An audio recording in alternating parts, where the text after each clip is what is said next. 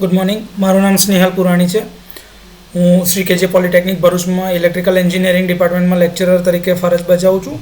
આજે આપણે જોઈ રહ્યા છીએ ચેપ્ટર નંબર 1 ગ્રીન ટેકનોલોજી વિષયની અંદરમાં, જેનું બીજું લેક્ચર આપણે રેકોર્ડ કરવા જઈ રહ્યા છીએ. તો ગ્રીન ટેકનોલોજીમાં અત્યાર સુધી આપણે જે જોયું કે ભાઈ એનર્જી રિસોર્સિસ ઇન્ડિયામાં કયા કયા પ્રકારના છે, તો એના વિશે થોડી બ્રીફમાં ગયા લેક્ચરમાં આપણે થોડી વાત કરી હતી. આજે થોડા એમાં ઓર આગળ વધીશું કે આજે જે ફ્લો ઓફ પ્રેઝન્ટેશન છે કે ભાઈ આપણે શું જોવાના છે લેક્ચરની અંદરમાં, તો એ છે energy resource and growth of India, કે ભાઈ કયા પ્રકારના એનર્જી રિસોર્સ છે અને એની અંદર કેટલો ગ્રોથ થઈ રહ્યો છે આપણો, અને આપણે કઈ પોઝિશન ઉપર છીએ. Primary energy supply of India, કે ઇન્ડિયામાં એનર્જીના રિસોર્સિસ કયા કયા છે ને કયા પ્રકારે એનર્જી સપ્લાય કરી રહ્યા છે. સોર્સિસ ઓફ એનર્જી જનરેશન કયા છે.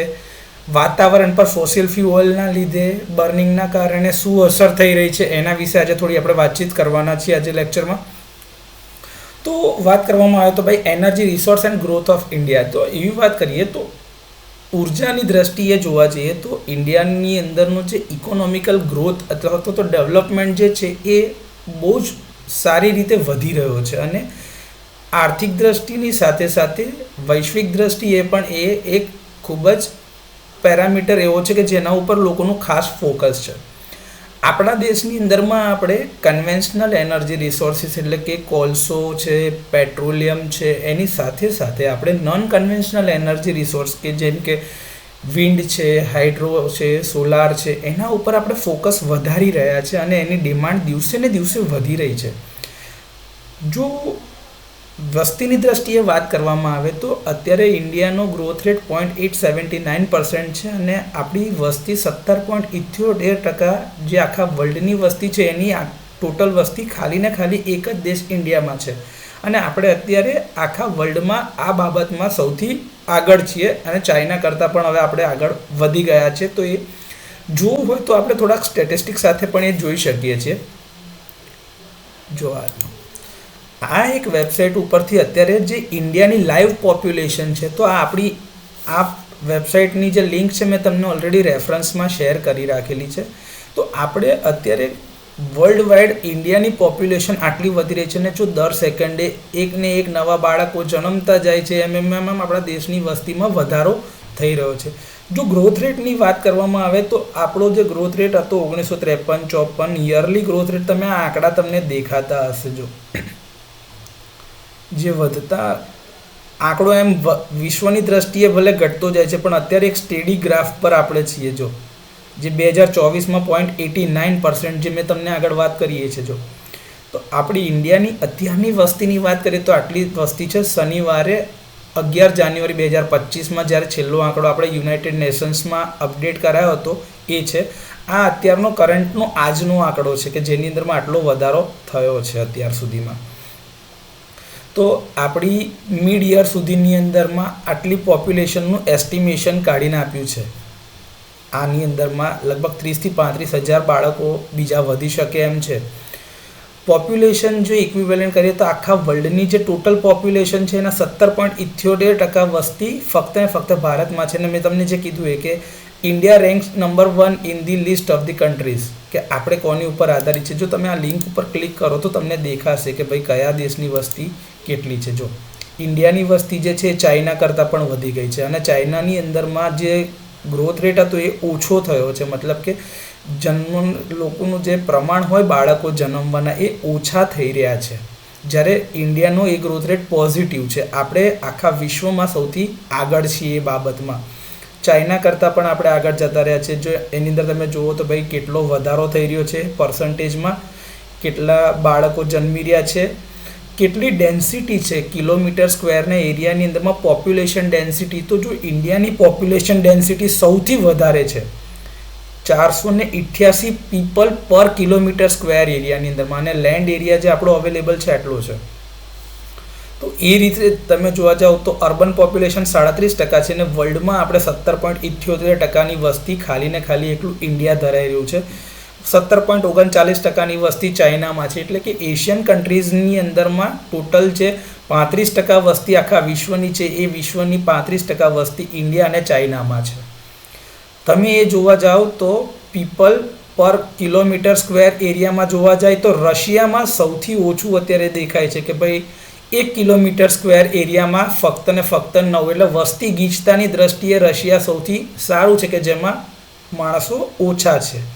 બાકી બધાની અંદરમાં તમે આખા વિશ્વની અંદર દરેક જગ્યાએ જુઓ તો કેનેડામાં એવું છે કે કેનેડાની અંદરમાં કિલોમીટર સ્ક્વેર એરિયા પ્રમાણમાં ખાલી 4 જ લોકો છે, એટલે કે એની બી પોપ્યુલેશન ડેન્સિટી સારી કહેવાય કે ત્યાં આગળ તમને સ્પેસ છે. એવી રીતે ઓસ્ટ્રેલિયામાં પણ છે, પરંતુ ઓસ્ટ્રેલિયાની અંદરમાં આપણાને સૌથી વધારે તકલીફ જે પડી રહી છે ત્યાં આગળ છે ઓઝોન લેયર ડિપ્લેશનના કારણે જે ત્યાં આગળ લોકોને પ્રોબ્લેમ થઈ રહ્યા છે, લોકોને અલ્ઝાઇમરની બીમારીઓ થઈ રહી છે, અને એટલા જ લીધે ઓસ્ટ્રેલિયા સૌથી વધારે ફોકસ કરી રહ્યું છે કે ગ્રીન એનર્જીની ઉપર, કે જેટલું વધારે કુદરતી રિસોર્સિસથી તમે કરો, કેમ કે ફોસિલ ફ્યુઅલના કારણે જ આ ગ્રીન હાઉસ ગેસીસ બી જનરેટ થશે ને ઓઝોન લેયરનું ડિપ્લેશન જે થઈ રહ્યું છે એના કારણે જ જવાબદાર છે. તો આ બધું જ ઇફેક્ટ જે તમારે જોવી હોય તો આ બધી જ લિંક મેં અથવા રેફરન્સમાં મૂકી રાખેલી છે, ફક્ત એટલું જાણવા માટે કે ભાઈ આપણી જે પોપ્યુલેશન ડેન્સિટી છે એ કેટલી છે આખા વિશ્વની દ્રષ્ટિએ જોવા જઈએ તો. ડેન્સિટી જે છે 492 પર કિલોમીટર સ્ક્વેર, આ જૂનો આંકડો છે, અપડેટેડ આંકડો જે હતો એ હમણાં તમને બતાવ્યો છે. આપણો લેન્ડ એરિયા જે છે એ તો બદલાતો નથી, એટલો ને એટલો જ છે આપણી પાસે, અને 37% વસ્તી મેં તમને કીધું કે શહેરી વિસ્તારમાં રહે છે.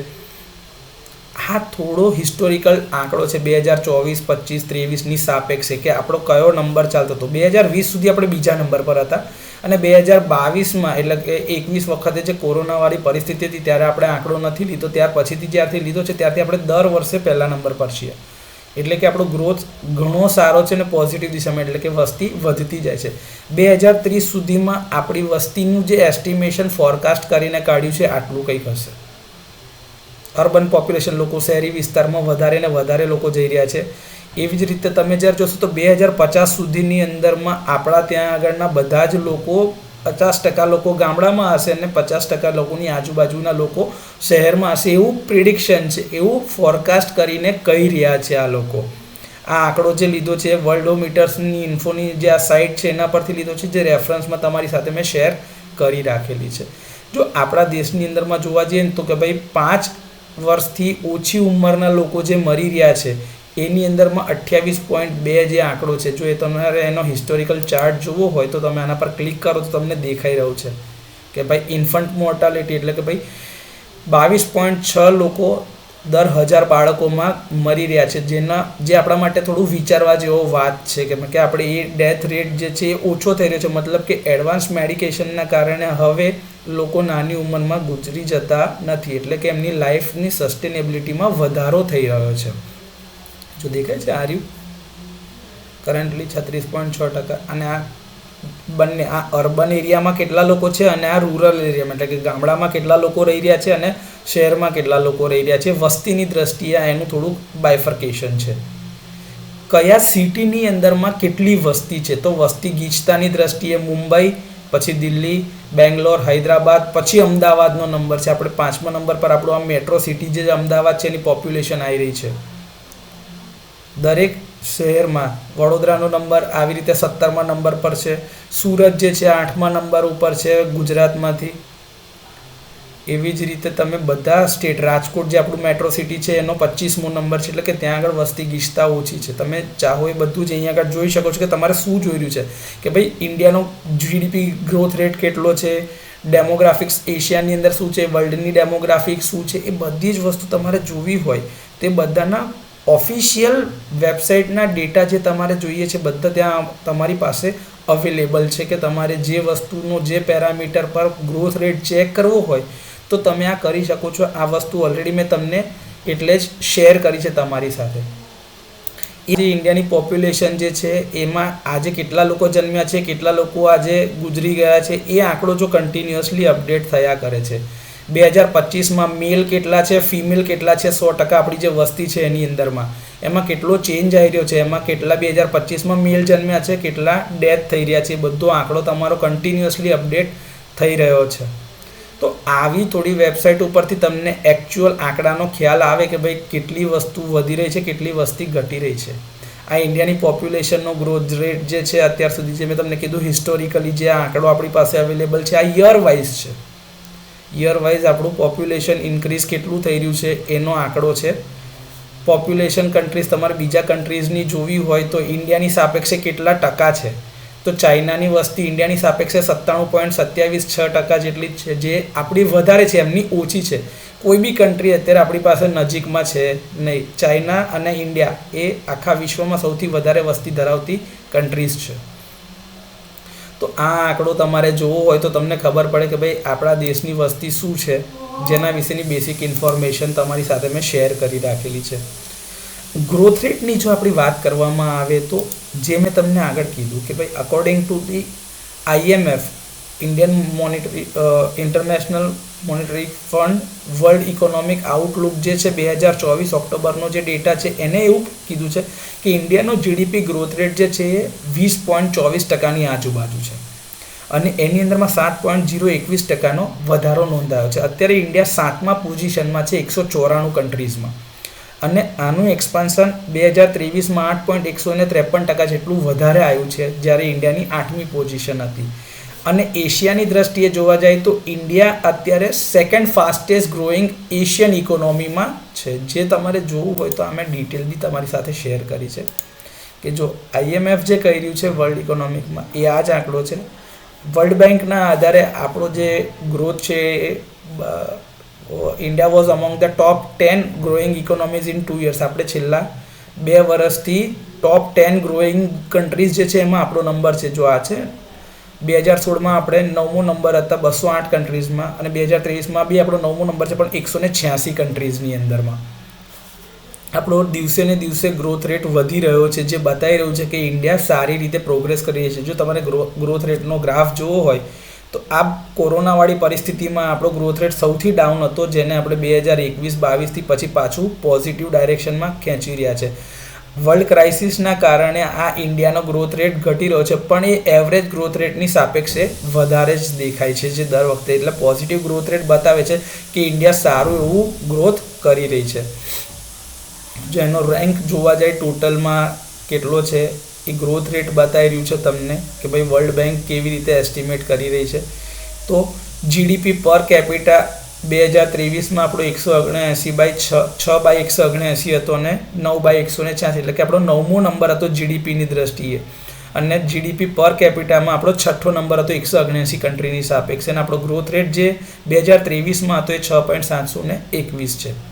તો આ કરન્ટલી અપડેટેડ ડેટા આપણી પાસે જે છે એની વાત આપણે કરી રહ્યા છે. એટલે કે ઇન્ડિયા દિવસે ને દિવસે ગ્રોથ કરી રહી છે, દેશ આગળ વધી રહ્યો છે. તો એના લીધે આપણી કરન્સી પણ મજબૂત થઈ રહી છે. લોકો ઇન્ડિયાના પ્રોગ્રેસને વિઝ્યુઅલાઇઝ કરીને આપણા દેશમાં ફોરેન ઇન્વેસ્ટમેન્ટ બી વધી રહ્યું છે. પ્લસ સરકારની એવી પોલિસીઝ છે જેના કારણે આપણે નવી નવી પોલિસીઝ ડેવલપ કરીને ફોરેન ઇન્વેસ્ટમેન્ટને ઇન્ડિયા તરફ આકર્ષી રહ્યા છે.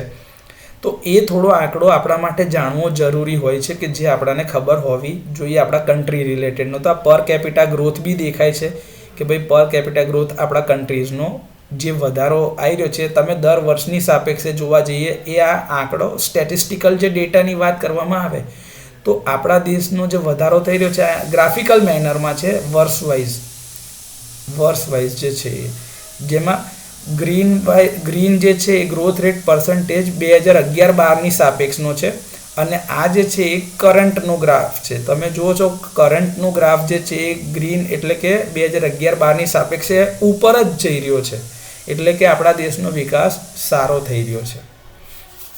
તો આ એક વસ્તુ જે છે કે ભાઈ ઇન્ડિયાના ગ્રોથની આપણે જે વાત કરી રહ્યા છીએ તો એ આપણને ખબર હોવું જોઈએ કે આપણું દેશ શું કરી રહ્યું છે. હવે જે આપણે પ્રાઇમરી એનર્જી સપ્લાયની વાત કરી રહ્યા છીએ તો ઇન્ડિયાની અંદરમાં આપણી જે કરંટ ડિમાન્ડ જે છે આ કરંટ ડિમાન્ડ જે આપણી જે છે એ છે વધતા આપણે 54.5% જેટલી ડિમાન્ડ વધતા અત્યારે આપણે 2013-14ની સાપેક્ષે જે હતી એમાં 54.5%નો વધારો નોંધાયો છે. અને અત્યારે આપણી જે ડિમાન્ડ હતી 589 મિલિયન ટન્સ ઓફ ઓઇલ ઇક્વિવેલન્ટથી અત્યારે આપણે પહોંચી ગયા છે 910 million ton of oil equivalent. અને ઇન્ડિયાની પીક ઇલેક્ટ્રિસિટી ડિમાન્ડ જે છે એમાં 79% વધારો થયો છે અને આપણે 136 ગીગાવોટથી 243 ગીગાવોટ સુધી પહોંચી ગયા છે 10 વર્ષની અંદર. મે 30, 2024 ઇન્ડિયાની જે આ જનરેશન ડિમાન્ડ કેપેસિટી હતી 250 ગીગાવોટ પર ટચ થઈ ગઈ છે. એટલે અત્યારે આપણી જે ડિમાન્ડ છે 250 ગીગાવોટ કરતાં પણ વધારે છે.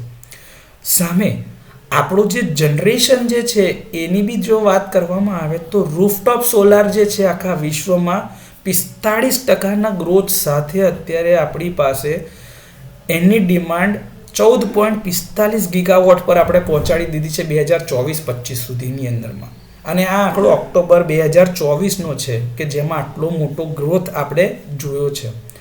આપણે જે બીજા કન્ટ્રીઝ ઉપર આધાર રાખતા હતા કે ભાઈ પાવર માટે કે ભાઈ બીજા કન્ટ્રીઝ આપણી એનર્જી ડિમાન્ડને ફૂલફિલ કરી આપે, એમાં પણ ઘટાડો થતાં થતાં આપણે હવે એની શોર્ટેજને 0.3% સુધી લઈ આવ્યા છીએ.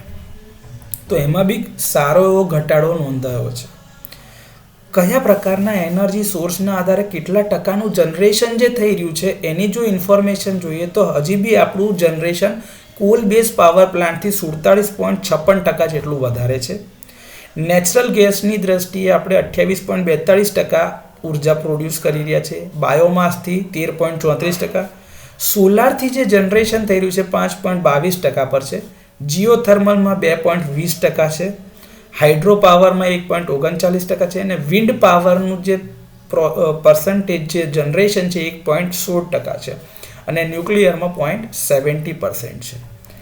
આને જો ડિટેલમાં જોવું હોય તો આપણી પાસે સ્ટેટિસ્ટિકલી જો ડેટાની વાત કરવામાં આવે તો એ આ છે કે ભાઈ એનર્જી સિનારીઓ જે છે આ એક મેન્યુઅલ મેં તમારી સાથે શેર કરી છે અને એની જ PDF લિંક રેફરન્સમાં પણ અવેલેબલ છે.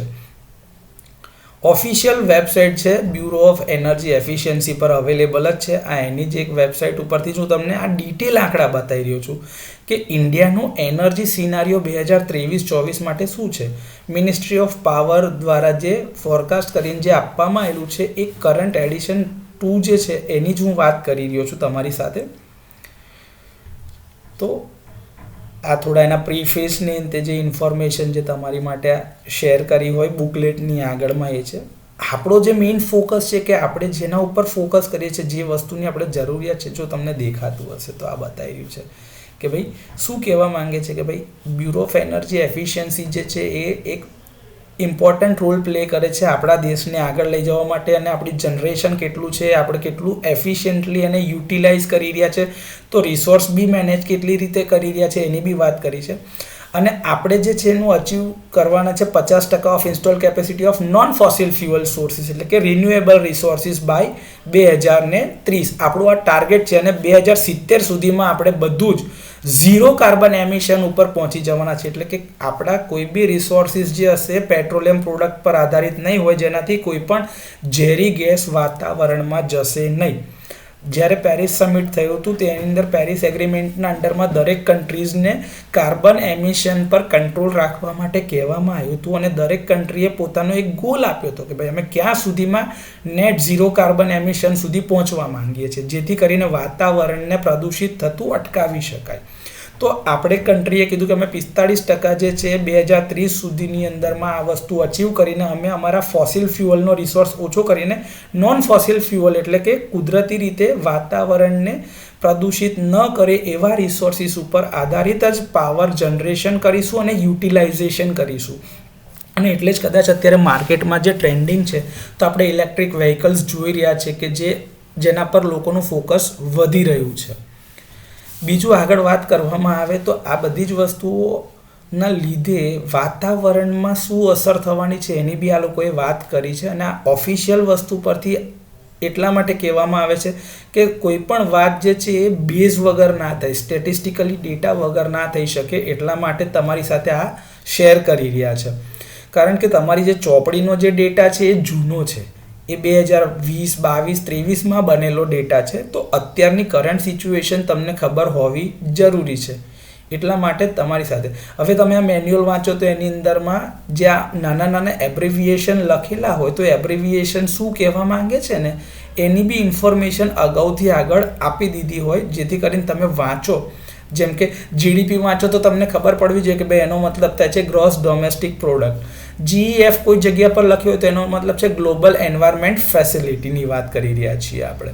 GW એટલે કે ગીગાવોટની અંદરમાં કેપેસિટી છે. KWH તમે જાણો છો કિલોવોટ અવર એટલે કે યુનિટની વાત કર્યા છે.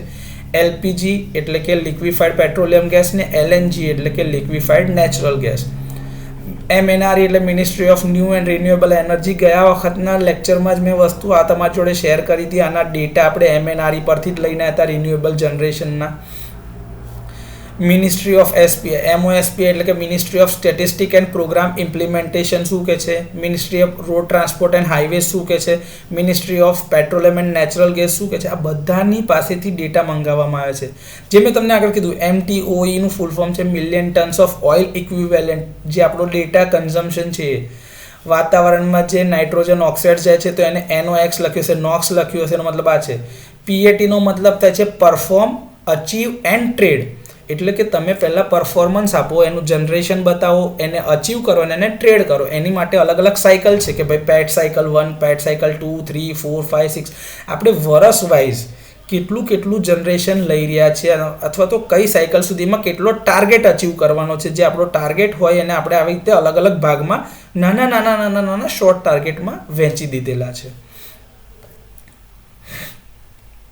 તો આ થોડીક ઇન્ફોર્મેશન જે આના વિશે છે. જો જેમ કે તમે જોવા જાઓ તો ઉદય યોજના જે છે, ઉજાલા યોજના જે છે, જેના આધારમાં આપણાને પેલા LED બલ્બ્સને અંતે આપવામાં આવે છે.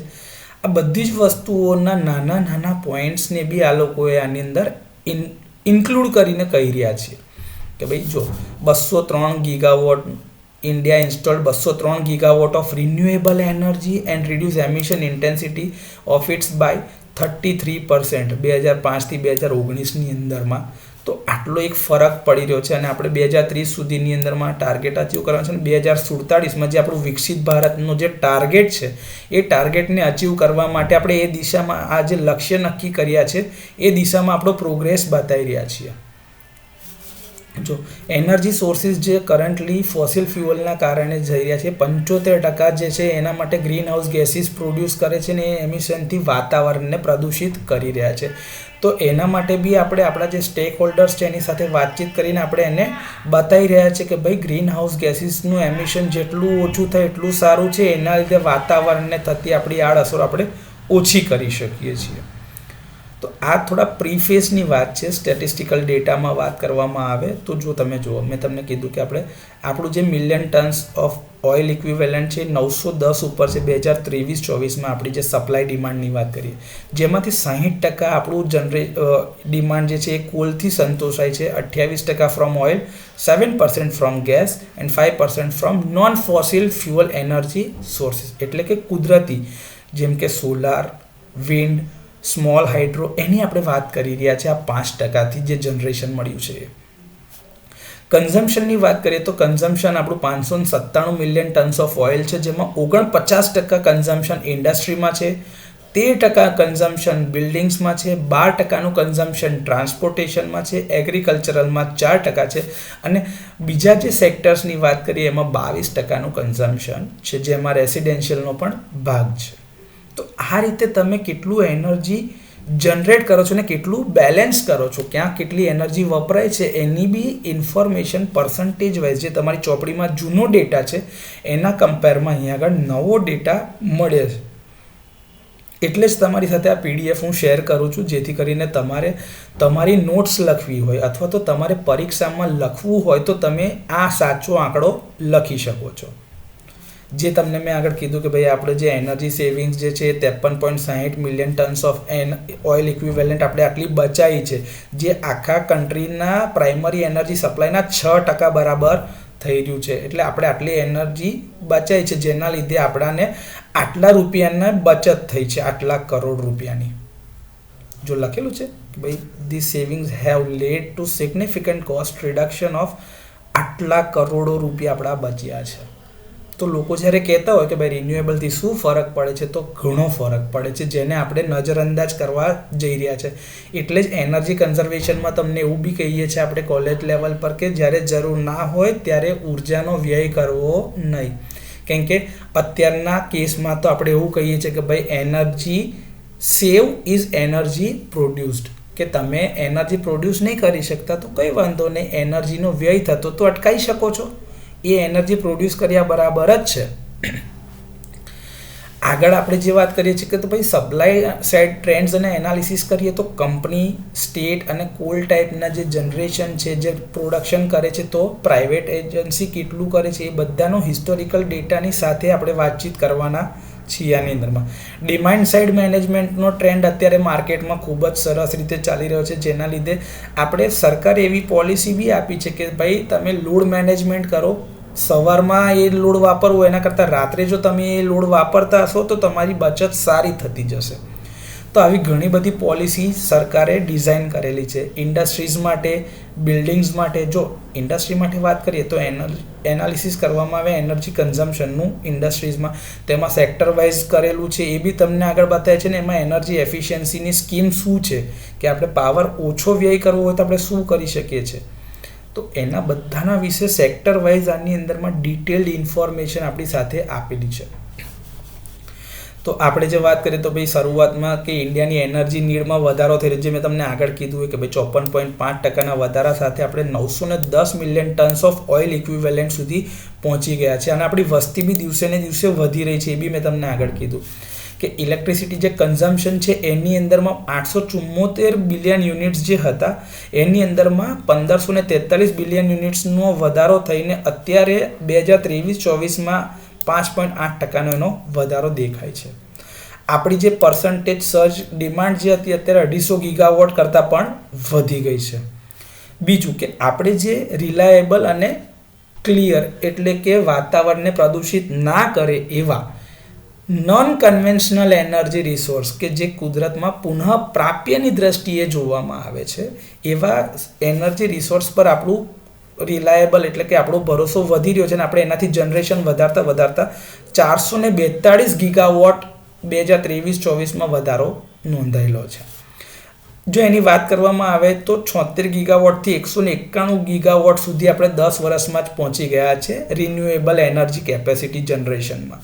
એની અંદરમાં આપણે સારો એવો ગ્રોથ દેખાયો છે. રૂફટોપ સોલારની અંદર જે વાત કરી મેં તમને કીધું કે આપણે 45%નો એન્યુઅલ ગ્રોથ સાથે અત્યારે 2024-25માં 14.45 ગીગાવોટ સુધીનું જનરેશન લઈ આવ્યા છે. અને પીક ડિમાન્ડ જે શોર્ટેજીસ હતા એમાં આપણે કટ ડાઉન કરતાં ઘટાડો થયો છે અને ઓવરઓલ ઇલેક્ટ્રિસિટી રિક્વાયરમેન્ટના જે શોર્ટેજ હતા એ 0.3% પર જ લઈ આવ્યા છે. મતલબ કે 99.70% જેટલી આપણા કન્ટ્રીની એનર્જી નીડ આપણે જાતે હવે જનરેટ કરીને ફૂલફિલ કરી રહ્યા છીએ. ડીકાર્બનાઇઝેશન એટલે કે આપણે કાર્બન ફૂટપ્રિન્ટ્સને જે સેવ કરવા માટે વાત કરીએ છીએ, તો એ કરવા માટે ઇન્ડસ્ટ્રી સેક્ટરની અંદરમાં સૌથી વધારે આપણે ધ્યાન આપી રહ્યા છે. એમાં 9.5% હતું જે અને 42% of energy and electricity consumption shares respectively 2023-24ની આજે વાત કરીએ છીએ. છેલ્લા એક અઠવાડિયાની એક દશકાની અંદરની જો વાત કરવામાં આવે તો ઇન્ડસ્ટ્રી સેક્ટરની અંદરમાં આપણે કોલસાનું જે પ્રમાણ છે જેના લીધે પાવર પ્રોડ્યુસ થતો એના કન્ઝમ્પશનમાં ઘટાડો કર્યો છે. 63% સુધીની આપણે પહોંચી ગયા છે 2023-24માં. આ એનર્જી એફિશિયન્સીની જે સ્કીમ ઇમ્પ્લિમેન્ટ કરીને આપણે સબસ્ટેન્શિયલ એનર્જી સેવિંગ્સ કર્યું છે, જેના લીધે આપણે 110.95 million tons of carbon dioxide emission પર યર ઓછું કરીને આપણે વાતાવરણને મજબૂત કર્યું છે. ગ્રીન હાઉસ ઇફેક્ટ પર થતી અસર ઘટાડી છે. બધો જ ડેટા જે છે આ ડેટા ઓફિશિયલ અવેલેબલ છે ઇન્ડિયન એનર્જીના સિનારીઓને ધ્યાનમાં લઈને. જે આગળ તમને કીધું એ પીડીએફ જ BEEની વેબસાઇટ ઉપર બ્યુરો ઓફ એનર્જી એફિશિયન્સીની વેબસાઇટ ઉપર જ અવેલેબલ છે. સ્ટીલ સેક્ટરમાં લોખંડ એટલે કે આયર્ન સેક્ટરની અંદરમાં બીજું તમે જુઓ તો આપણે આનું એમિશન ઘટાડતા પહેલાં જે 3.1 ટન પર TCS હતો ટન ઓફ ક્રૂડ સ્ટીલ, હવે 2.5 ટન્સ ઓફ ક્રૂડ સ્ટીલ પર પહોંચી ગયો છે. તો આપણે એને બી ઘટાડી રહ્યા છે, જેથી કરીને ટ્રાન્સપોર્ટ સેક્શનમાં જોવા જાય તો મેં તમને કીધું કે આપણે હવે CNGથી ચાલતા વ્હીકલ્સ પર વધારે ફોકસ કરીએ છીએ. નેચરલ ગેસથી ચાલતા જે છે વ્હીકલ એના પર ફોકસની સાથે ઇલેક્ટ્રિક વ્હીકલ્સ પર પણ આપણો ફોકસ છે.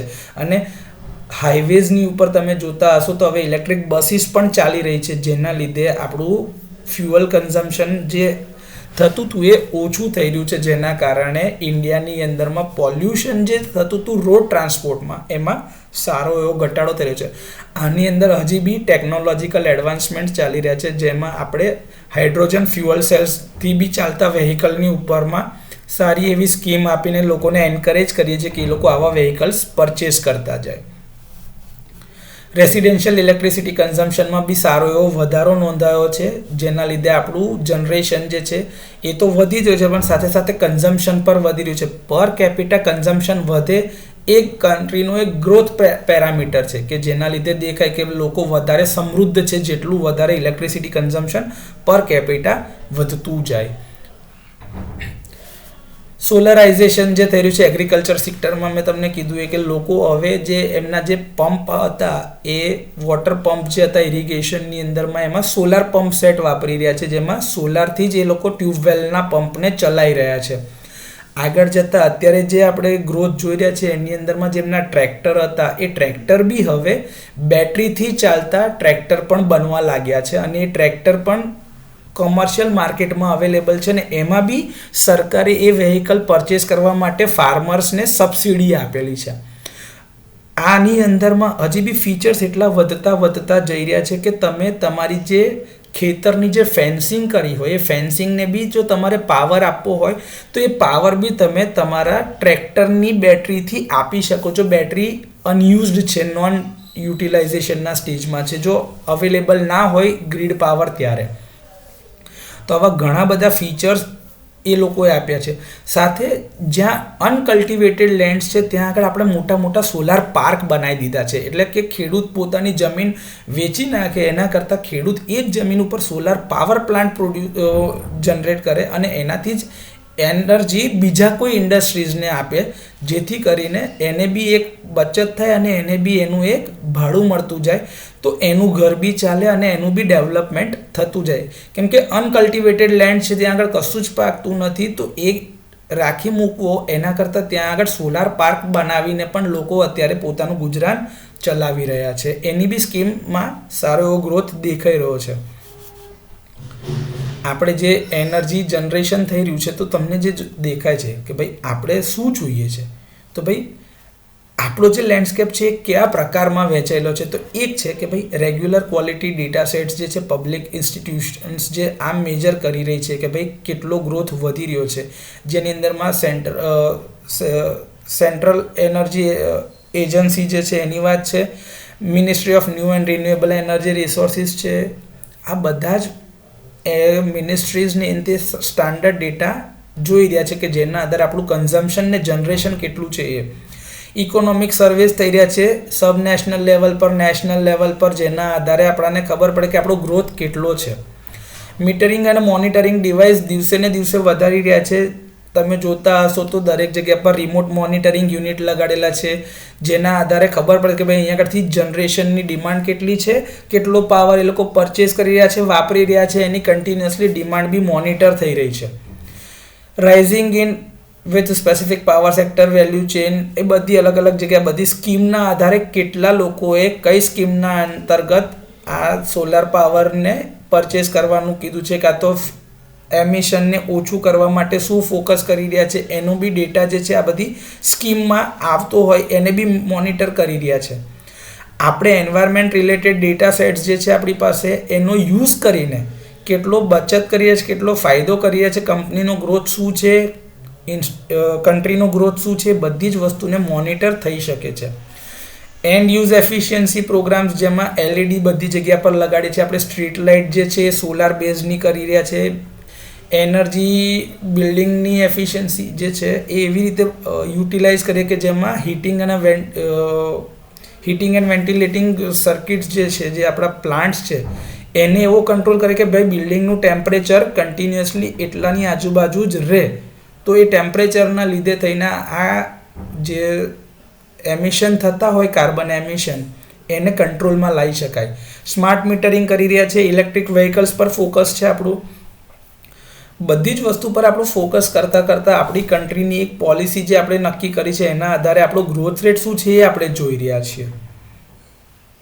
સપ્લાય સાઇડના ટ્રેન્ડને એનાલિસિસ શું છે, તો આપણે સૌથી વધારે કોલસા પર આધારિત છે, જેમાં આપણી ઇન્ડિયાની જે ગ્રોથ છે એમાં 61% જે છે ટોટલ પ્રાઇમરી એનર્જી સપ્લાય જે છે એ કોલસાથી જ આપણે સંતોષી રહ્યા છીએ. આ એનો જે ડેટા છે એમાંથી જે ટોટલ કોલ લિગ્નાઇટની સાથે જે કન્ઝ્યુમ થઈ રહ્યો છે કન્ટ્રીની અંદરમાં એ છે 1277 મિલિયન ટન્સ. એમાંથી 80% જે છે એ ડોમેસ્ટિકલી આપણે પ્રોડ્યુસ કરીએ છીએ અને બાકીનો જે 20% જે છે આપણે ઓસ્ટ્રેલિયા, ઇન્ડોનેશિયા અને રશિયાથી ઇમ્પોર્ટ કરી રહ્યા છીએ. તો out of total imported call 58 million tons જે સ્ટીલ સેક્ટરમાં જે જતા હતા, પહેલાં જે 203 હતા એની જગ્યા પર 58 મિલિયન ટન્સ ખાલી એકલું સ્ટીલ સેક્ટરમાં જઈ રહ્યો છે. આ ઇમ્પોર્ટેડ કોલ જે છે એની અંદરમાં નોન કોકિંગ કોઇલ છે, સુપર કેલોસ્ફિક વેલ્યુના કારણે અને એશ કન્ટેન્ટ ઓછાના કારણે જ આપણે એને ડોમેસ્ટિક કોલ કરતાં વધારે પ્રેફર કરી રહ્યા છે. બીજું છે ડોમેસ્ટિક કોલ પ્રોડક્શન. ઇન્ડિયાની અંદરમાં જોઈએ તો આપણે કોલસાની ખદાનોમાંથી વધારે ને વધારે કોલસો કાઢી રહ્યા છે અને એ મળી રહ્યો છે અને આપણો ટાર્ગેટ છે 1000 million tons for coal production, કે ભાઈ લિગ્નાઇટ સિવાય 2022માં મિનિસ્ટ્રી ઓફ કોલ દ્વારા એવું કહેવામાં આવ્યું છે કે આપણો ટાર્ગેટ આટલો છે. એનું જે પ્રોડક્શન છે એનો જે ગ્રોથ રેટ જે છે એ જો તમારે જોવું હોય તો આરે જો પ્રોડક્શન ઇન મેટ્રિક ટન્સ અથવા તો મિલિયન ટન્સ જે તમારે કહેવાય, એમાં નોન કોકિંગ ટાઈપ કે કોક ના હોય, કોકિંગ ટાઈપનો કોલ જે છે એનો ગ્રોથ રેટ જો દેખાય છે 62, 40, 41, 43, 45, 52, 61 થી અત્યારે 67 મિલિયન ટન્સ જે છે આપણે કોકિંગ ટાઈપનો કોલ છે. 931 મિલિયન નોન કોકિંગ ટાઈપ છે. લિગ્નાઇટની અંદરમાં 43 છે અને ટોટલ એના 1041 મિલિયન ટન્સ છે 2023-24માં. તો આ પ્રોડક્શન જો તમે જોતા હશો ને તો વધતું જ રહ્યું છે કન્ટિન્યુઅસલી. તો એ બતાવે છે કે આપણો ગ્રોથ રેટ સારો છે કોલસાની સાપેક્ષે. આ જે ગ્રાફ જે છે એમાં પહેલો ગ્રાફ જે છે એ નીચે 2020-21નો છે. 2020-21માં મહિના વાઇઝ જો એપ્રિલ, મે, જૂન, એપ્રિલથી માર્ચ સુધી એટલે આખું વર્ષ. તો 2023ના માર્ચથી લઈને 2024ના એપ્રિલ સુધીનો જો ગ્રાફ 2023ના એપ્રિલથી લઈને 2024ના માર્ચ સુધીનો ગ્રાફ જોજો 122, એટલે કે 9 મિલિયન ટનનો વધારો છે ગયા વર્ષની સાપેક્ષે. જો ઇન્ક્લુઝિવ લિગ્નાઇટ, આપણે લિગ્નાઇટની ગણતરી આમાં કરી દીધેલી છે. કોલ ઇન્ડિયા લિમિટેડ જે છે કે ભાઈ 70% જે છે ટોટલ પ્રોડક્શન જે કોલસાનું જે છે એ આ જ કરી રહી છે કંપની. જે ફિગર 4 જે બતાવી રહી છે આ રહી જો કઈ કંપનીનું પ્રોડક્શન કેટલું છે. તો કોલસાનું પ્રોડક્શન જે છે 774 મિલિયન ટન જે છે એ કોલ ઇન્ડિયા જાતે કરી રહી છે, ગવર્મેન્ટ હસ્તકની કંપની. બીજી જે પબ્લિક સેક્ટર કંપની છે એમાં 219 મિલિયન ટન છે અને પ્રાઇવેટ સેક્ટરથી 48 મિલિયન ટનનું કોલ પ્રોડક્શન થઈ રહ્યું છે. આમાં પ્રાઇવેટ કંપનીઝથી જે થઈ રહ્યું છે એ તમને બતાવ્યું જ છે મેં. જો એનો ગ્રાફ વાઇઝ જોવા જાઓ તો 74%નું પ્રોડક્શન જે થઈ રહ્યું છે એ કોલ ઇન્ડિયા દ્વારા કરવામાં આવી રહ્યું છે. કોલ ઇન્ડિયાના હસ્તકની જે કંપનીઓ છે એમાં આટલી કંપનીઓ છે. WCL એટલે BCCL છે, CCL છે, ECL, MCL, આ બધી અલગ અલગ સરકારી કંપની જે સ્ટેટ વાઇઝ છે. એનું ટોટલ આખું CILમાં આટલું છે. પ્રાઇવેટ કંપની દ્વારા 5% અને અધર પબ્લિક કંપનીઝ દ્વારા 21%નું કુલ પ્રોડક્શન થઈ રહ્યું છે. આમાં મેજોરિટીલી તમને જે કોલસો મળે છે ઓડિશા, છત્તીસગઢ, ઝારખંડ, મધ્યપ્રદેશ અને તેલંગાણામાંથી મળી રહ્યું છે. એમાંથી કેટલા ટકા મળી રહ્યું છે અને કેટલા મિલિયન ટન્સમાં છે એનો આંકડો જો જોવો હોય તો એ આ રહ્યો. સ્ટેટ વાઇઝ જે છે તો 239.40 મિલિયન ટન ઓડિશા એકલો આપે છે તમને. 207.26 મિલિયન ટનનો કોલસો છત્તીસગઢમાંથી આવે છે. 191.16 ઝારખંડમાંથી, 159.23 મિલિયન ટન્સ MPમાંથી, તેલંગાણામાંથી 72.52%, મહારાષ્ટ્રમાંથી, વેસ્ટ બેંગાલમાંથી, તમિલનાડુમાંથી અને બીજા અલગ રાજ્યો જે બાકી ન રહી ગયા એમાંથી ટોટલ આટલું પ્રોડક્શન થઈ રહ્યું છે. ઇમ્પોર્ટ અને એક્સપોર્ટ કેટલું થઈ રહ્યું છે કોલસાનું જો એ જોવામાં આવે તો ઇમ્પોર્ટેડ કોલ જે આપણે બહારથી મંગાવીએ છીએ અત્યારે 20% પર છે. જે પહેલાં 22, 23, 24, 25% હતું એ હવે ઘટતા 20% પર આવી ગયું છે. અને ડોમેસ્ટિક પ્રોડક્શન આપણે 80%નું વધારો છે. હવે એમાં એવું દેખાય કે સર દર વખતે ખાલી 80% જ ફિક્સ છે. ના, આપણી ડિમાન્ડ વધતી જાય છે પણ પર્સન્ટેજમાં આપણે ડોમેસ્ટિક પર આધાર બી તો એટલો ને એટલો જ વધારતા જઈએ છીએ, એટલે આ પર્સન્ટેજ 80% પર ફિક્સ દેખાય છે તમને. ગ્રાફિકલી જે વાત કરીએ એની અંદરમાં નોન કોકિંગ ને અધર્સ ટાઈપ્સની અંદરમાં જો મિલિયન ટન્સમાં વાત કરવામાં આવે તો 2023-24માં તમે જો નોન કોકિંગ ટાઈપનો જે કોલ છે એમાં વધારો દેખાય છે. કોકિંગ ટાઈપના કોલમાં બી વધારો દેખાય છે અને ઓવરઓલ બધા જ પ્રકારના કોલસાની અંદરમાં વધારો દેખાય છે ડોમેસ્ટિકલી. કે જે આપણે ઇમ્પોર્ટ કર્યો જે છે એ ઇમ્પોર્ટનો ડેટા છે, એવો એક્સપોર્ટનો ડેટા બી આપણી પાસે છે. કોલસા પછી આપણે ઓઇલની વાત કરીએ, જે સૌથી વધારે વપરાતું પેટ્રોલિયમ ક્રૂડ ઓઇલ જે છે એ આપણે ઇમ્પોર્ટ કરીએ છીએ, એ 25.1% જે છે 2023-24ની વાત કરીએ તો. એમાં ક્રૂડ ઓઇલની અંદરમાં બધું જ કન્સિડર થાય, petrol, diesel, LPG, નેપ્થા, jet fuel, lubricants જે આપણે બહારથી મંગાવવાની જરૂર પડે છે, એની અંદરમાં કયા કયા રિજિયનમાંથી કેટલું કેટલું ઓઇલ આપણને મળે છે, તો એમાં સૌથી વધારે કન્ટ્રીબ્યુટ કરે છે આસામ, ગુજરાત અને રાજસ્થાન. તો ક્રૂડ ઓઇલનું પ્રોડક્શન જે આપણા દેશનું જે છે એ 29.4 મિલિયન મેટ્રિક ટન્સમાં છે, જે સિગ્નિફિકન્ટલી હવે 36 મિલિયન મેગા ટન્સમાં હતો, જેમાં ઘટાડો થયો છે 3%ના આધારે. જો 10 નંબરની જે ફિગર છે એમાં દેખાશે તમને આ રહ્યું. એના લીધે આપણે બીજા બહારથી જે આવી રહ્યું છે ઇમ્પોર્ટ, એના ઉપર આધારિત છીએ, કેમ કે આપણે બહારથી જ મંગાવવું પડે છે અને આપણી ડિપેન્ડન્સી એના ઉપર ક્રૂડ ઓઇલમાં સૌથી જ વધારે છે. જેના લીધે જ ક્રૂડ ઓઇલ મંગાવવા માટે સૌથી વધારે આપણું ફોકસ જે હોય છે એ પેટ્રોલિયમ પ્રોડક્ટ્સ માટે જે છે, અને એ ક્રૂડ ઓઇલ આપણે ચાઇના, યુનાઇટેડ સ્ટેટ્સ પછીથી 3જા નંબર પર છે કે જેને ક્રૂડ ઓઇલની ડિમાન્ડ સૌથી વધારે છે, અને આપણે બહારથી જ મંગાવવું પડે છે. તો જો તમે જોતા હોય તો કે ભાઈ monthly crude oil import in India કેટલું મંગાવવું પડે છે, તો મંથલી જોવા જાય તો તમે જુઓ કેટલું બધું ક્રૂડ ઓઇલ આપણે બહારથી મંગાવવું પડે છે.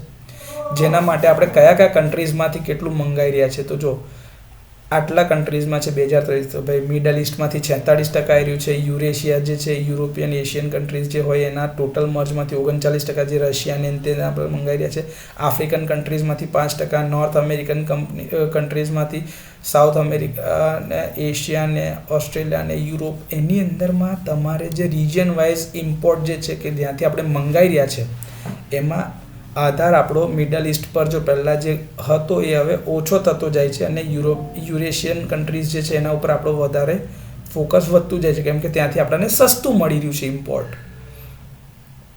તો આવી બધા થોડાક MOUs બી ગવર્મેન્ટે સાઇન કર્યા છે પેટ્રોલિયમ પ્રોડક્ટ્સ માટેના જે છે. તો જો ડોમેસ્ટિક પ્રોડક્શન જે છે એ છે 276 મિલિયન મેટ્રિક ટન્સનું છે, ઇમ્પોર્ટ આપણે 49નું કરીએ છીએ, અને એક્સપોર્ટ આપણે 63 મિલિયન મેટ્રિક ટન્સની અંદરમાં પ્રોડક્ટ્સ જે છે પેટ્રોલિયમથી બનતી અને વેચી રહ્યા છે. તો આ જે છે પેટ્રોલિયમ પ્રોડક્ટ્સની વિશેનો થોડો ગ્રાફ જે છે જે સમજવા જેવો છે, કે જેમાં આપણું જે છે ઇમ્પોર્ટ અને એક્સપોર્ટ બંનેમાં વધારો થઈ રહ્યો છે, કેમ કે કન્ટ્રીનો ગ્રોથ વધી રહ્યો છે અને ડિમાન્ડ વધારે ને વધારે જ આવી રહી છે. જો ડીઝલની આપણે પેટ્રોલિયમ પ્રોડક્ટમાં વાત કરીએ તો આપણું કન્ઝમ્પશન 90.41 મિલિયન મેટ્રિક ટન્સમાં છે. હાઈ સ્પીડ ડીઝલ લો કે તો લો ડેન્સિટી ઓઇલ લેવો, બંનેના કેસમાં તમારી ડિમાન્ડ વધતી જાય છે. પેટ્રોલમાં બી એવું છે, જેમાં આપણું સૌથી વધારે કન્ઝમ્પશન છે. આ બંનેનું કંટ્રોલ લાવવા માટે જ આપણે હવે ટ્રાન્સપોર્ટેશન યુનિટ જે છે એ બધાની અંદરમાં આનો કંટ્રોલ લાવવા માટે ઇલેક્ટ્રિક વ્હીકલ પર સ્વિચ થઈ રહ્યા છે, જેથી કરીને આપણે ઓઇલ કન્ઝમ્પશન જે છે એ ઘટાડી શકાય અને બહારના જે કન્ટ્રીઝ પર જે આપણો આધાર છે એને ઘટાડો કરી શકાય. એટલા માટે જ આપણે આના ઉપરનું ફોકસ કન્ટ્રીમાં વધારે છે. બધા અલગ અલગ પ્રકારના પર્સન્ટેજ છે અને કેટલું મેટ્રિક મિલિયન ટન્સની જરૂરિયાત છે. LPG માટે બી આપણે બહારથી જ આધાર રાખીએ છીએ અને બહારથી મંગાવવો પડે છે. કઝાકિસ્તાન, અફઘાનિસ્તાનને ત્યાંથી ત્યાં આગળ આપણા દેશમાં આવી રહ્યો છે. તો જો તમે ડોમેસ્ટિક પ્રોડક્શન જે છે એ 12.8%નું છે, અને ઇમ્પોર્ટ પર્સન્ટેજ જે છે 18.5%નું ઇમ્પોર્ટ છે, જેમાં વધારે થશે, અને એક્સપોર્ટ આપણે બહુ ઓછું કરી રહ્યા છીએ. એવી જ રીતે નેપ્થાના કેસમાં તમે જુઓ તો આપણી ડિમાન્ડ કન્ટિન્યુઅસલી વધતી જાય, એટલે કે પેટ્રોલિયમ પ્રોડક્ટ્સની ઉપર આપણો આધાર વધતો જાય છે. એ જ વસ્તુને એવિએશન ટર્બાઇન ફ્યુઅલની વાત કરવામાં આવે તો દરેકે દરેક સેક્ટરને ટાર્ગેટ કરીને એના ગ્રાફ આપેલા છે. ડીઝલની વાત કરવામાં આવે તો આ છે મંથલી ડીઝલનું કન્ઝમ્પશન જે છે એપ્રિલમાંથી લઈને માર્ચ સુધીમાં, એટલે ગયા વર્ષનું જોઈએ તો દર વખતે આપણી ડિમાન્ડ વધતી જાય છે ને, એટલે આપણે બીજા કન્ટ્રીઝ પર જે આધાર રાખવાનો છે એ ઓછો કરવાની ઉપર જ આપણા ગવર્મેન્ટનું ફોકસ છે. તમને અત્યારે ખબર હશે તો ઇન્ડિયા અત્યારે આપણે બાયોડીઝલ, આપણે સ્વદેશી બાયોડીઝલ બનાવી રહ્યા છીએ. સ્વદેશી બાયોડીઝલનો ફાયદો જ એ છે કે આપણે બહારથી જે ડીઝલ મંગાવતા હતા એ ઓછું મંગાવવું પડે, ને સ્વદેશી બાયોડીઝલથી ચાલતા જ વ્હીકલ અહીંયા આગળ હોય તો એના ગ્રોથ ઉપર ચાલતી જ વસ્તુ વાપરી શકાય. એવી જ વસ્તુ છે નેચરલ ગેસના કેસમાં. તો નેચરલ ગેસ વિશેની બી આ વાતચીત થોડી અહીંયા આગળ કવર કરેલી છે કે જેની અંદરમાં ઇમ્પોર્ટ કેટલું છે, ડોમેસ્ટિક પ્રોડક્શન કેટલું છે, આપણે કેટલા ટકા બહારના કન્ટ્રીઝ પર આધાર રાખવો પડે છે, એ બધી જ વસ્તુ અહીંયા આગળ ગ્રાફિકલ મેનરમાં બહુ સારી રીતે રિપ્રેઝેન્ટ કરવામાં આવી છે. મેઇન ફોકસ જે હવે આપણો છે એ છે રિન્યુએબલ એનર્જી સોર્સિસના જનરેશનના આધારે. તો એ રિન્યુએબલના લીધે હાઇડ્રો પરથી આપણું જે પાવર જનરેશન છે 11.3 million tons of oil equivalent, solar, wind અને હાઇડ્રોમાં 19.8 million tons of oil equivalent છે, જેમાં આપણું પ્રોડક્શન વધી રહ્યું છે. જો તમને દેખાય 2023-24ની આપણે આ વાત કરીએ તો દરેક જગ્યા પર તમે જો તો રિસોર્સ પોટેન્શિયલમાં આપણે વધારો જ કરતા જઈ રહ્યા છે. સોલારનું પોટેન્શિયલ ગીગાવોટમાં 749 ગીગાવોટ પર છે. હવે વાત કરીએ બાયોફ્યુઅલ્સની, તો બાયોફ્યુઅલ્સના લીધે બી જે જનરેશન થઈ રહ્યું છે એ ફાયદાકારક છે. જે મેં તમને કીધું કે આપણે પોતાનું બાયોફ્યુઅલ બનાવે છે ને એના આધારે જ વ્હીકલ ચલાવી રહ્યા છે. સરકારની પોલિસી છે નેશનલ બાયોફ્યુઅલ પોલિસી 2018થી જે ઇમ્પ્લિમેન્ટ કરી છે અને એમાં સિગ્નિફિકન્ટ ગ્રોથ દર વર્ષે આપણને દેખાઈ રહ્યો છે. જેના લીધે તમે જોતા હશો તો હાઈવેઝ ઉપર છે ને થોડા અંતરે યહાં બાયોડીઝલ અવેલેબલ હૈ, યહાં બાયોડીઝલ અવેલેબલ હૈ એવા બેનર્સ મારેલા છે. એ બાયોડીઝલનો યુઝ કરીને બી આપણે જઈ રહ્યા છે. એના માટેની આ થોડી સ્કીમ્સ છે કે જેના લીધે લોકો બાયોડીઝલનું પ્રોડક્શન વધારી શકે. અને બાયોડીઝલનું પ્રોડક્શન જે છે એના માટેના મેઇન સોર્સિસ જે છે યુઝડ કુકિંગ ઓઇલ જે છે એનો એક ભાગ છે. એટલે તો એવા બધા જ કુકિંગ ઓઇલ્સ બી તમે આપો તો એના આધારે બાયોફ્યુઅલ્સ બને છે, જેનાથી વાતાવરણને થતું નુકસાન અટકાવી કહી શકાય. અને એવું જે એકનું એક વારંવાર વપરાયેલું જે તેલ છે, પામોલિન તેલ જે છે, એની આડઅસરથી લોકોના હેલ્થ ઉપર જે એડવર્સ ઇફેક્ટ થતી હોય એ બી ઘટાડી શકાય છે. આ થોડા પર્સન્ટેજ વાઇઝ ગ્રાફિકલ મેનરમાં એનો આંકડો છે. ઇમ્પોર્ટ એક્સપોર્ટનો આંકડો છે, કેટલી જરૂરિયાત છે એના વિશેની વાતચીત છે.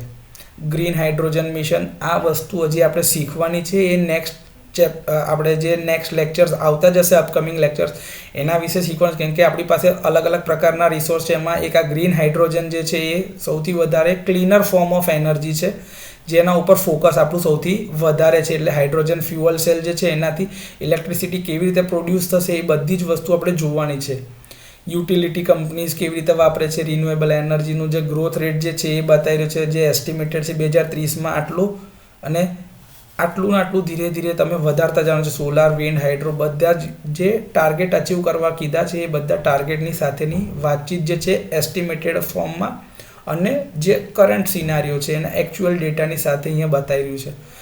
એવી જ રીતે નોન યુટિલિટી પ્લાન્ટ્સની કેપેસિટીને જનરેશન કેટલું છે એની બી વાતચીત અહીંયા આગળ તમને આપેલી છે સોર્સની સાથે, કે ભાઈ આયર્ન સ્ટીલ ઇન્ડસ્ટ્રીઝમાં કેટલું, એલ્યુમિનિયમ મિસેલેનિયસમાં, સિમેન્ટ ઇન્ડસ્ટ્રીમાં, સુગર ઇન્ડસ્ટ્રીઝમાં, બધી જગ્યાએ ઇન્ડસ્ટ્રીમાં કેપ્ટિવ પાવર સ્ટેશન્સ જે લગાડે છે એની કેપેસિટી કેટલા ગીગાવોટમાં છે એની આ વાત છે કે એ લોકો કેટલો પાવર પ્રોડ્યુસ કરે છે. સ્ટેટ વાઇઝ જે જનરેશન છે એ સ્ટેટ વાઇઝ જનરેશનનો આંકડો જો જોવા જાય તો ગુજરાતની અંદરમાં 53 ગીગાવોટની ઇન્સ્ટોલ કેપેસિટી છે, જેમાં 45% ફોસિલ ફ્યુઅલમાં છે, નોન ફોસિલ ફ્યુઅલમાં 55% છે, રિન્યુએબલ એનર્જીથી 52%ની ટોટલ કેપેસિટી ઇન્સ્ટોલ્ડ છે 135 બિલિયન યુનિટ્સમાં.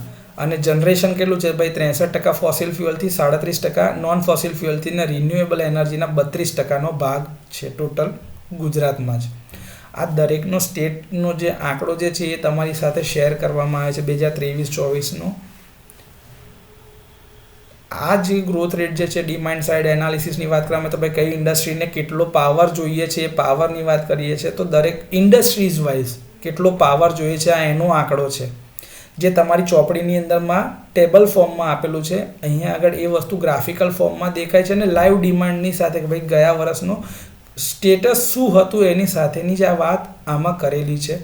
વધારે સારો આંકડો છે, આ વધારે સમજવા માટે છે, એટલે જ આનો યુટિલાઇઝ કરીને તમે સારી રીતે આ વસ્તુને રિપ્રેઝેન્ટ કરી શકો છો પરીક્ષામાં જ્યારે પૂછવામાં આવે, વાઇવામાં પૂછવામાં આવે ત્યારે. એટલા માટે જ આ બધી વસ્તુઓ સારા ડેટા તમારી સાથે શેર કરવામાં આવી રહ્યા છે. જો આ છે એનર્જી, કોલસાના લીધે કેટલું છે, એમાં લિગ્નાઇટના લીધે કેટલું જનરેશન છે, આ બધું મિલિયન ટન્સમાં છે પ્રોડક્શન દેખાય છે. ડીઝલના લીધે બધાની જે વાતચીત છે, પેટ્રોલિયમના લીધે ઇલેક્ટ્રિસિટીમાં કેટલું જનરેશન છે, શું કઈ ઇન્ડસ્ટ્રીને કેટલો પાવર જોઈએ છે. જો આ ગુજરાતની અંદરમાં વાત કરીએ તો ઇન્ડસ્ટ્રીયલ ઇલેક્ટ્રિસિટી કન્ઝમ્પશન ઇન ટીરાવોટ અવરમાં છે અને પર્સન્ટેજ કેટલું છે તો ગુજરાતમાં સૌથી વધારે પર્સન્ટેજ છે ઇન્ડસ્ટ્રીયલની અંદરમાં ઇલેક્ટ્રિસિટી કન્ઝમ્પશનની બાબતમાં.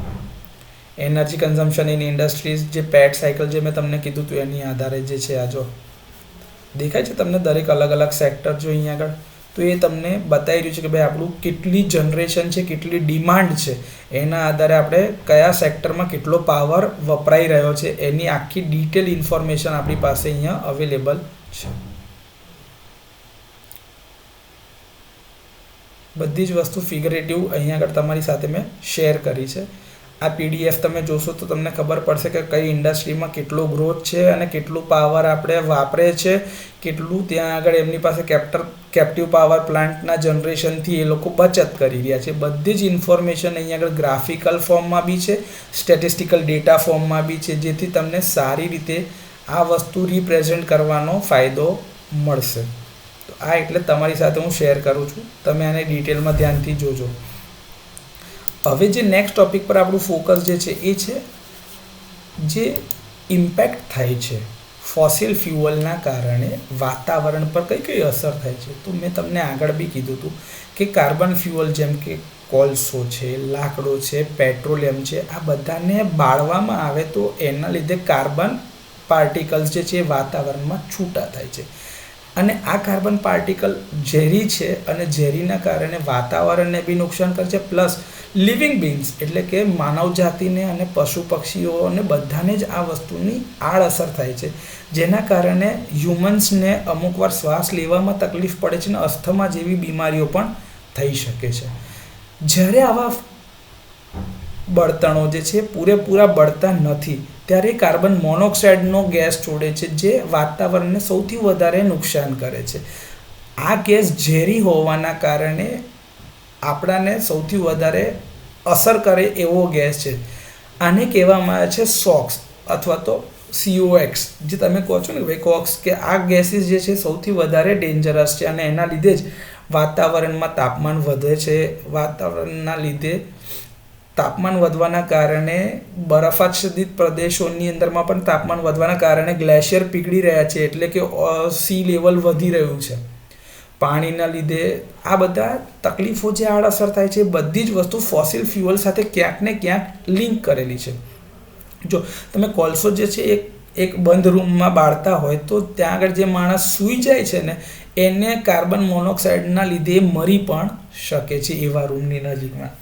ફોસિલ ફ્યુઅલ જે છે બહુ મોટા પ્રમાણમાં કાર્બન ડાયોક્સાઇડ વાતાવરણમાં ફેલાવે છે, જેના કારણે ગ્રીન હાઉસ ગેસીસના લીધે ટેમ્પરેચરમાં વધારો થાય છે, ગ્લોબલ વોર્મિંગ થઈ રહ્યું છે અને આખી પૃથ્વીનું સરેરાશ તાપમાન 1 થી 2 ડિગ્રી જેટલું વધી ગયું છે આ જ કારણથી, અને દર વર્ષે એમાં વધારો થતો જાય છે.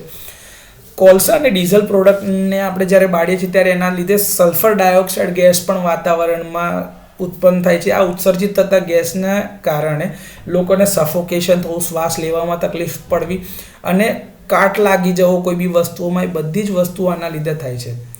આના લીધે આ જે નુકસાન થાય છે એના લીધે જ વાતાવરણની અંદરમાં તાપમાન વધવાના કારણે એસિડિક પ્રવૃત્તિનો વધારો થવાના કારણે એસિડ રેન્સ પણ થાય છે, જેના લીધે જીવસૃષ્ટિને નુકસાન થાય છે, જેના લીધે ઝાડ પાંદડા, જીવજંતુઓ જે આપણી આજુબાજુ છે, પછી એ જ રીતે દરિયાઈ જે જીવો છે એના ઉપર બી આની આડઅસર જોવા મળે છે.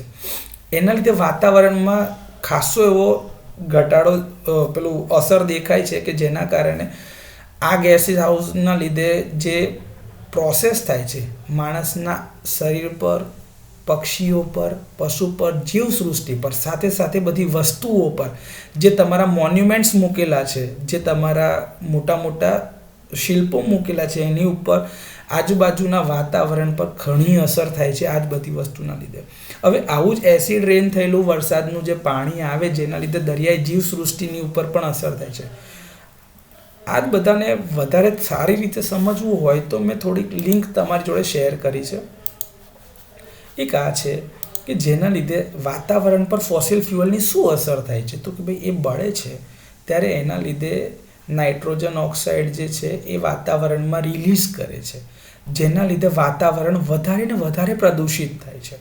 માણસોને શ્વાસ લેવામાં તકલીફ પડે છે. અને આ જે જનરેટ કરવાના જે સોર્સ છે એ છે electricity power generation, transportation section, industrial processes જ્યાં આગળ થતી હોય ત્યાંથી આ સૌથી વધારે ફોસિલ ફ્યુઅલના બળતણના કારણે આવા ગેસીસ પ્રોડ્યુસ થઈ ગયા છે.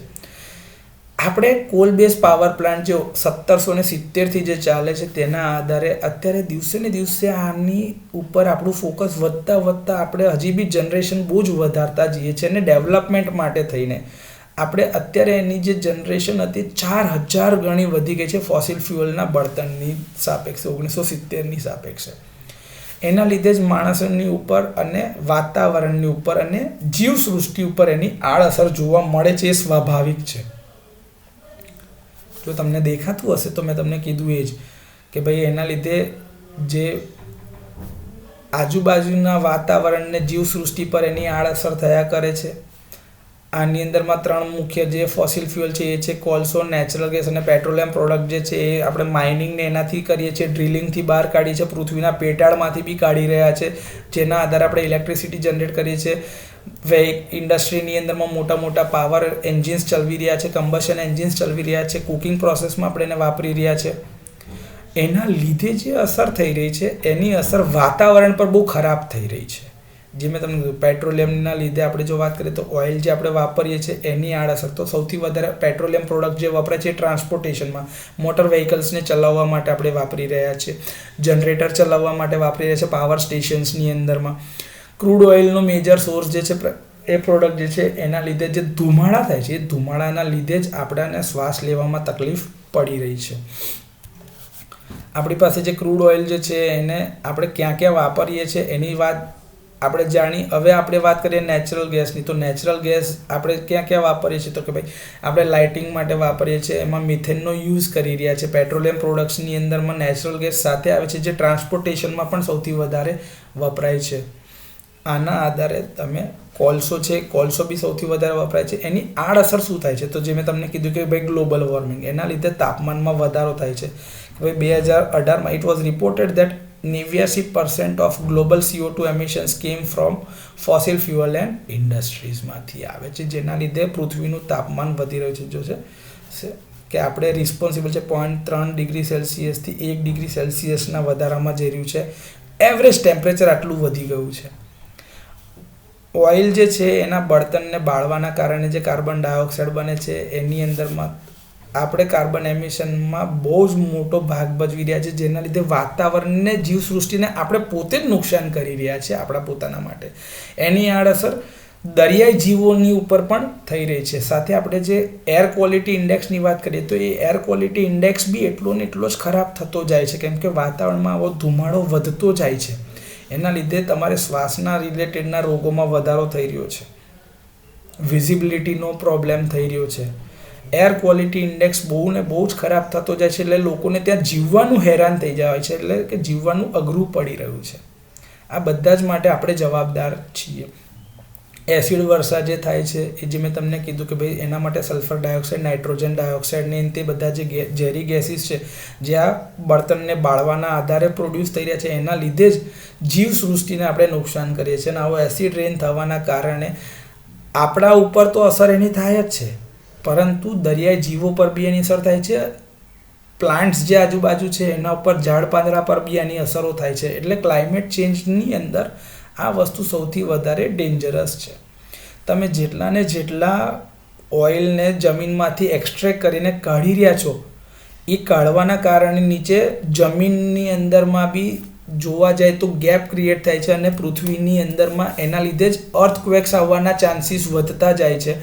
સાથે સાથે જો તમે એને ટ્રાન્સપોર્ટ કરતા હોય એક જગ્યાએથી બીજી જગ્યા પર, તો પાઇપલાઇનની અંદર લીકેજ થાય, કાં તો ટેન્કરની અંદરમાં લીકેજ થાય, કાં તો એ જે શિપ લઈને આવતું હોય એની અંદર જો લીકેજ થાય તો એ ઓઇલના લીધે આજુબાજુની જીવસૃષ્ટિને એની અસર થાય છે.